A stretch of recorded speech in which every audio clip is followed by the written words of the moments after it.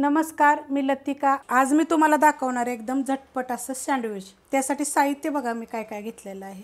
छोट्या आकाराचा कांदा एकदम बारीक कापून घेतलेला आहे।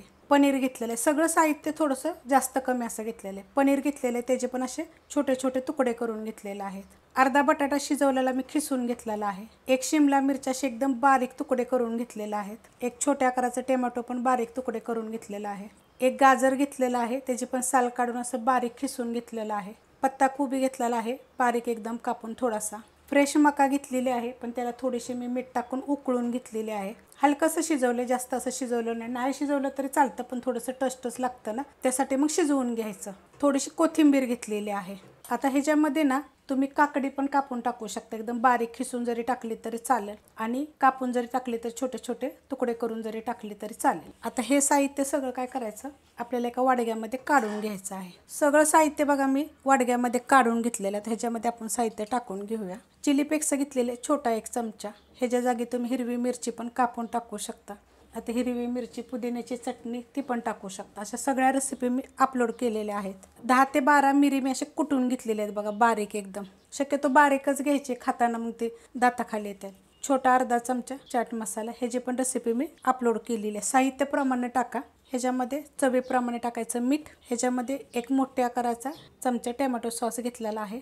आता ह्याच्यामध्ये आपल्याला टाकायचे चीज। तर चीजचे असे छोटे छोटे तुकडे पण असतात, तीन मोठा पण असतो, तुम्ही कोणतं पण घेतलं तरी चालेल। आणि जरी तुम्हाला आवडत नसेल ना चीज, तर नाही टाकलं तरी पण चालेल। आता हे मी जरा खिसून घेते। चीज बघा मी टाकून घेतलेलं आहे। आता हे चांगलं आपल्याला एकजीव करून घ्यायचं बरं का, चांगलं मिक्स करून घ्यायचं व्यवस्थित, ते चांगलं मिक्स झालं पाहिजे। मस्त असं बघा मिक्स करून घेतलेलं आहे। होता होईल एवढं चांगलं मिक्स करायचं, एकजीव होतं चांगलं। आता 2 ब्रेडचेही घेतल्यात बघा, त्याला काय करायचं, बटर लावून घ्यायचं। मस्त असं बघा लावून घेतलेलं आहे। आता ह्याच्यावर तुम्ही ना टोमॅटो सॉस लावू शकता, हिरवी चटणी लावू शकता, किंवा खाली जरी लावलं तरी चालेल। आता ह्याच्यावरनं आपण ह्याला ठेवून घेऊया।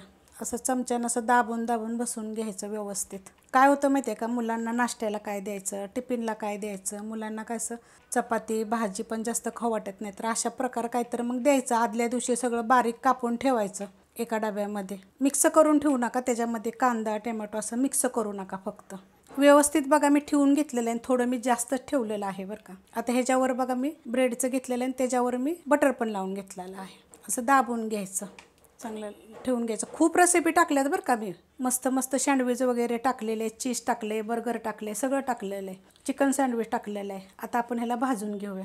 पॅन ठेवलं आहे बघा गरम करायला, त्याच्यामध्ये थोडंसं आपण बटर लावून घेऊया सगळीकडं। आणि गॅस आहे मीडियम बरं का। गरम झाला का नाही की गॅस पहिलाच बारीक करायचा, आता खालची साईड मग आपली जळून जाईल मग। आणि ह्याला 2-2 मिनिट ठेवायचे। 2 मिनिट झाले की मग पलटी करायचं। 2 मिनटं झालेत बघा, आता आपण पलटी करून घेऊया। तर बघा अशा पद्धतीत उचलायचं, एकदम क्रिस्पी भाजायचं बघा, मस्त भाजलेलं आहे।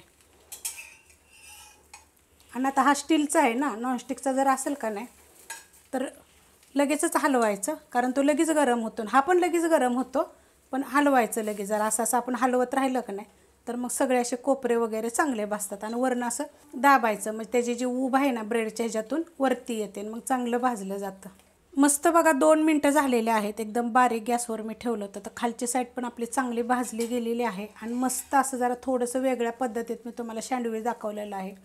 ह्याच्या खाली मी बाकीच्या रेसिपीची पण तुम्हाला लिंक देईन। तुम्हाला हे सँडविच कसं वाटलं जरा मला कमेंट करून सांगा। रेसिपी आवडली तर लाईक करा, सबस्क्राईब करा, कमेंट करा आणि शेअर बी करा।